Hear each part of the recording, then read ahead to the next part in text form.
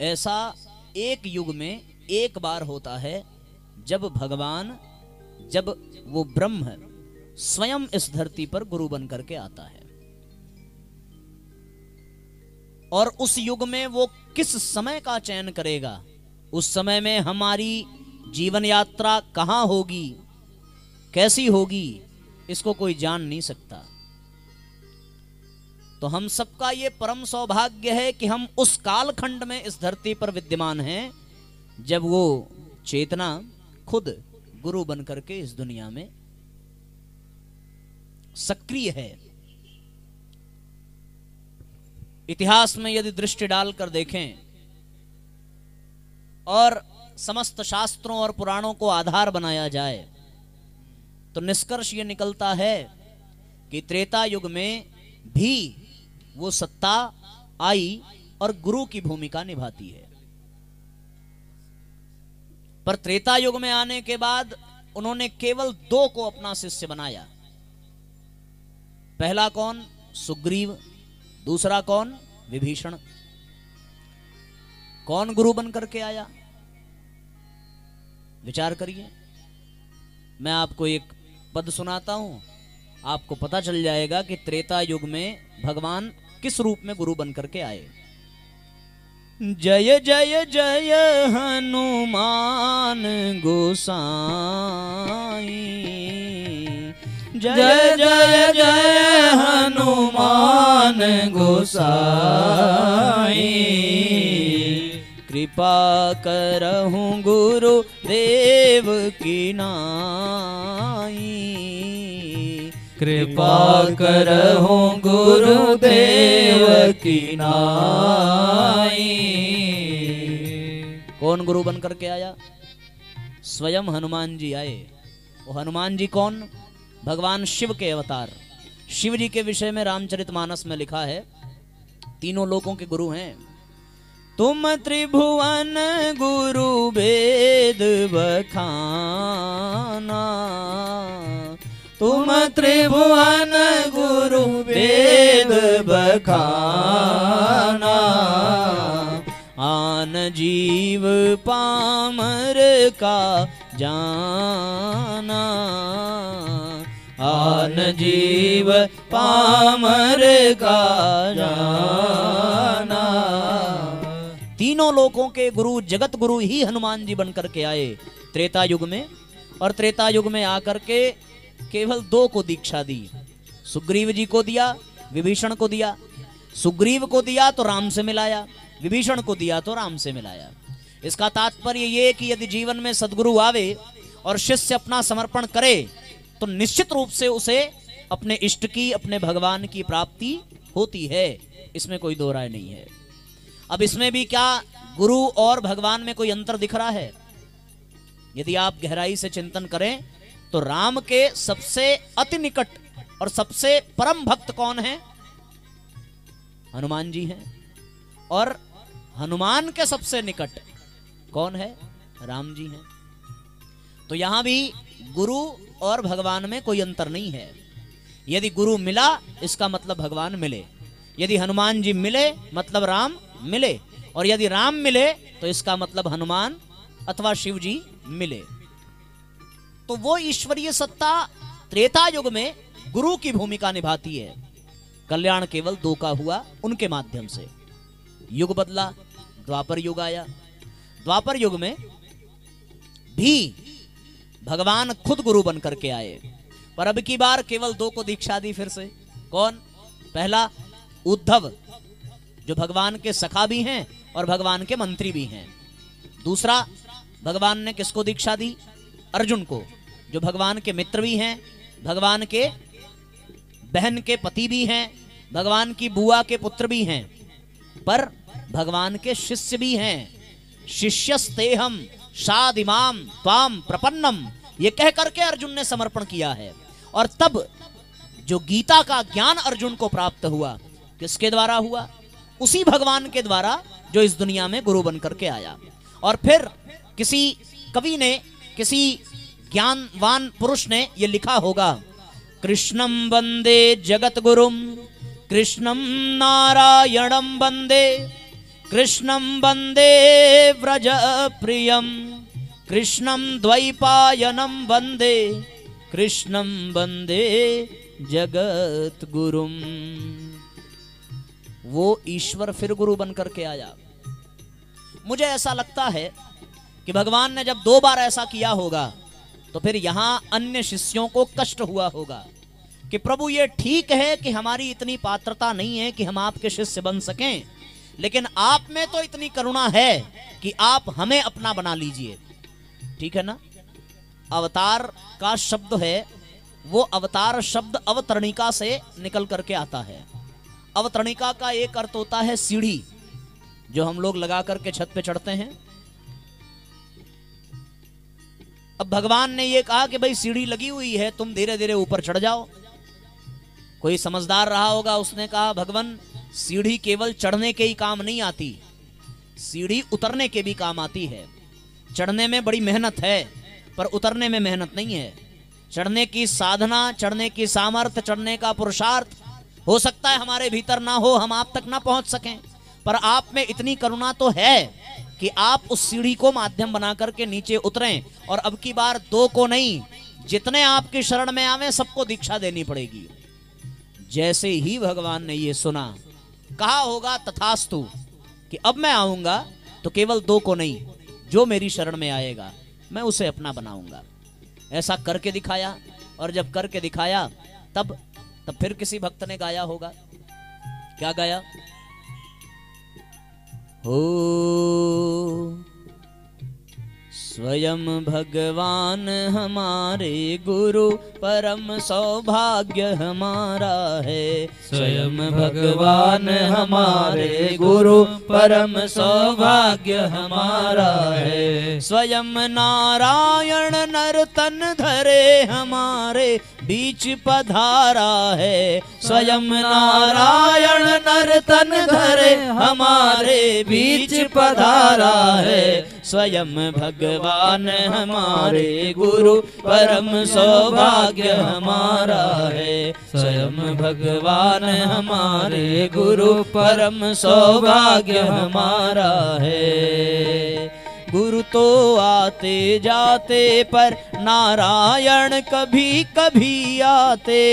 गुरु तो आते जाते पर नारायण कभी कभी आते। तभी अवतार हुआ करते जब पाप धरती पर बढ़ जाते। तभी अवतार हुआ करते जब पाप धरती पर बढ़ जाते। ब्रह्म ने स्वयं अवतरित हो धरा का भार उतारा है। स्वयं भगवान हमारे गुरु, परम सौभाग्य हमारा है। स्वयं भगवान हमारे गुरु, परम सौभाग्य हमारा है। दोनों हाथ ऊपर उठा करके भाव से तालियां बजाइए तो भजन का और आनंद मिलेगा। मच्छर भी बहुत है, बजाते रहोगे तो सुरक्षा बनी रहेगी।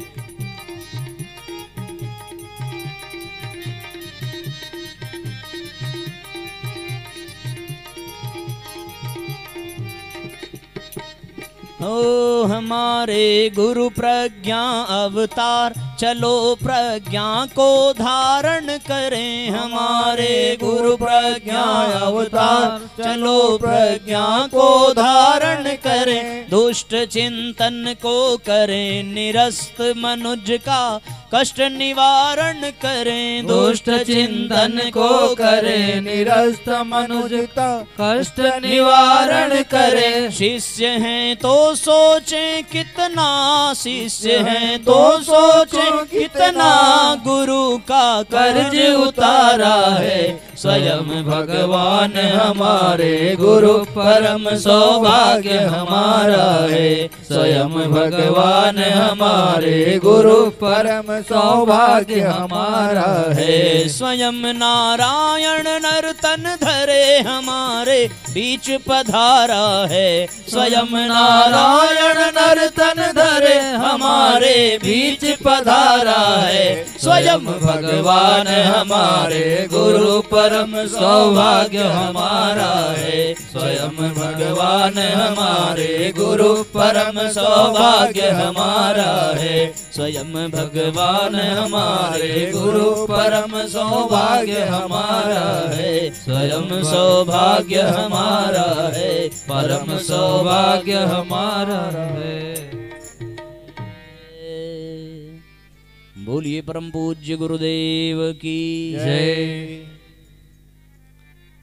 तो इस दृष्टि से हमें ये विश्वास कर लेना चाहिए कि हम उस कालखंड में इस दुनिया में विद्यमान हैं जब परमात्मा खुद गुरु बन करके गुरु की भूमिका निभा रहा है। इसका तात्पर्य ये हुआ कि भगवान और गुरु में अंतर नहीं है। गुरु मिल गया मतलब भगवान मिल गया। तो भवसागर से पार करने के लिए जिन जिन उपकरणों की आवश्यकता है वो समस्त उपकरण समुच्चय के रूप में एक में ही सिमट करके हमारे पास आ गए हैं।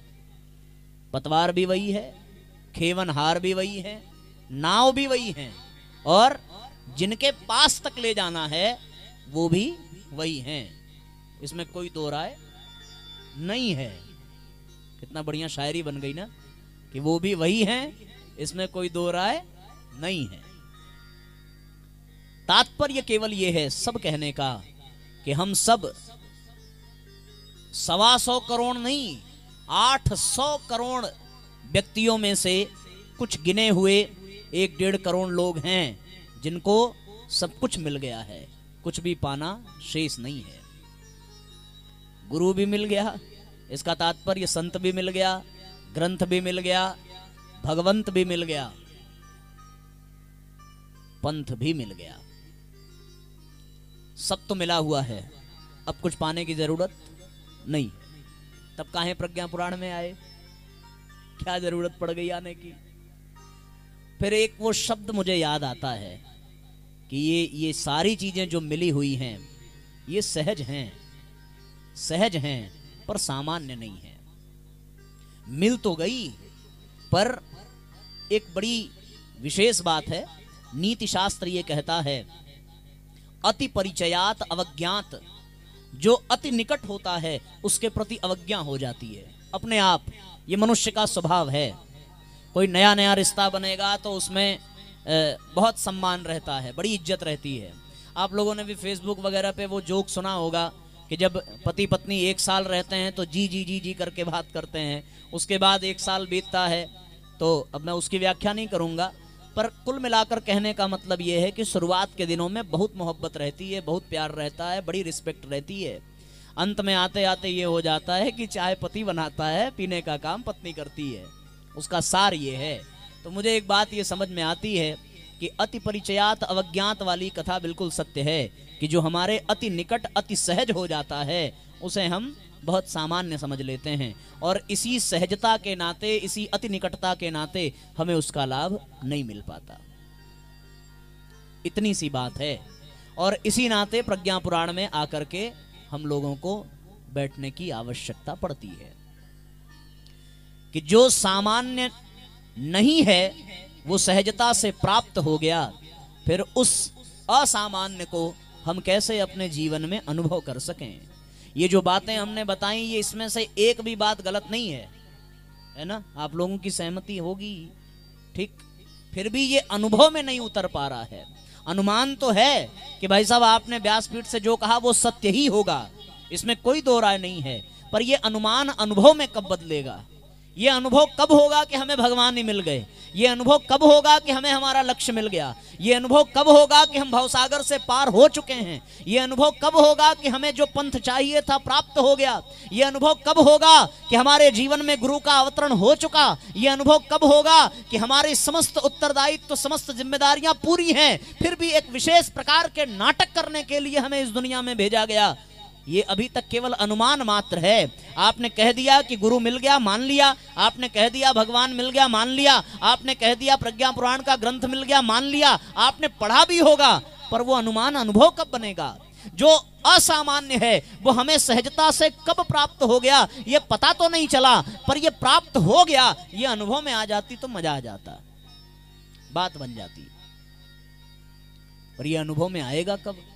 क्या करना पड़ेगा? इसको अनुभव में लाने के लिए कुछ तो चूक हो रही है, कुछ तो ऐसा शेष रह गया है जिसके नाते हम अनुभव नहीं कर पा रहे हैं कि कृष्ण अर्जुन के ठीक सामने खड़े हैं, सारथी भी बन गए, सखा भी हैं, मित्र भी हैं, रिश्तेदार भी हैं, पथ प्रदर्शक भी हैं, और जब समस्या में फंसता है अर्जुन तो समाधान के रूप में भगवान समाधान भी बन जाते हैं। लेकिन उसके बावजूद भी अर्जुन वो अनुभव नहीं कर पा रहा है कि ये साक्षात परब्रह्म हैं, ये साक्षात भगवान हैं।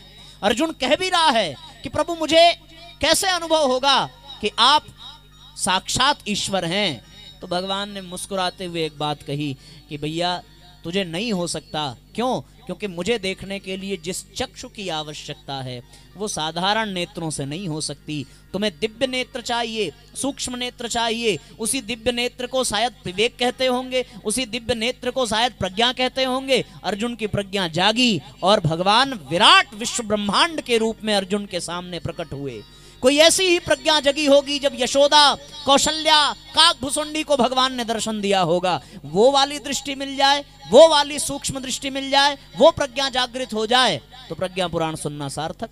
फिर ये जो अनुमान था ये अनुभव में बदल जाएगा, और जैसे ही अनुभव में बदला वैसे हम नहीं रह जाएंगे। फिर हमारे भीतर का वो हनुमान जाग जाएगा, वो गिलहरी जाग जाएगी, वो जटायु जाग जाएगा, अपने आप चीजें घटती चली जाएंगी।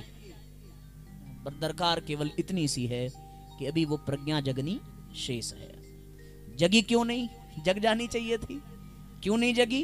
बस इसलिए नहीं जगी कि ग्रंथ मिला पर हमने कभी खोल के पढ़ा नहीं, गुरु मिला पर हमने कभी अनुसरण किया नहीं, भगवान मिला पर हमने कभी अपने जीवन में ध्यान दिया नहीं, पंथ तो मिला पर हमने कभी कदम बढ़ाया नहीं। वरना ये भी हो गया होता, फिर ना आपको प्रज्ञा पुराण की जरूरत पड़ती, ना आपको यहाँ हमें बुलाने की जरूरत पड़ती, और ना गुरुजी को हमें यहाँ भेजने की जरूरत पड़ती। पर आए केवल इसलिए कि अभी वो हम सब की जागनी शेष है, और उस प्रज्ञा को ही जगाने के लिए हमें प्रज्ञा पुराण की आवश्यकता पड़ेगी।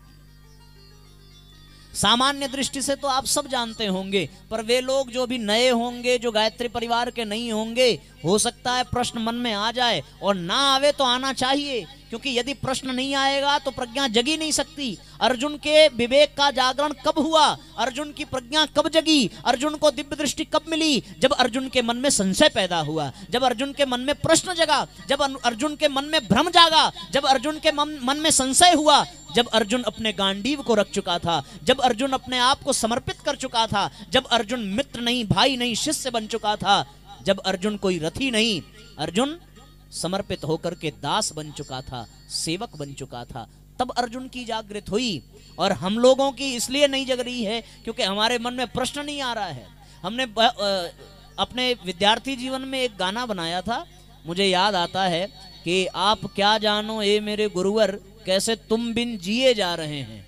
वो गीत तो एक कार्यक्रम में गए हम लोगों ने, तो हमने ये गुनगुना दिया कि आप क्या जानो ए मेरे गुरुवर, कैसे तुम बिन जिए जा रहे हैं, तुमसे मिलने की उम्मीद लेकर गम के आंसू पिए जा रहे हैं। अपना भाव था, गुरुदेव ने लिखाया, लिख दिया, और लिखा इसलिए क्योंकि दिमाग में एक प्रश्न जाग गया कि जब हमें अपना शिष्य बनाना ही था तो 90 से पहले बनाते, कम से कम आपको देख लेते। बनाया 90 के बाद, हम पैदा हुए 91 में, और जब बनाना ही था 2-4 साल और रह गए होते, दर्शन दे दिया होता। तो मन में भाव जगह, ये लिख दिया। तो कोई गायत्री परिवार के सम्मानित सक्रिय कार्यकर्ता उठे, उन्होंने कहा गुरुजी मिले ही हैं, गुरुजी कहाँ हमसे अलग हैं, तुमने ये क्या बकवास चीज लिख दी, और कहाँ वो हमसे दूर हैं। हमने कहा साहब ये अनुमान है, अनुभव तो नहीं है, वरना ये गीत की पंक्तियां बनती ही नहीं। अगर वो मिल ही गए होते तो सच में इसको लिखने की आवश्यकता नहीं पड़ती।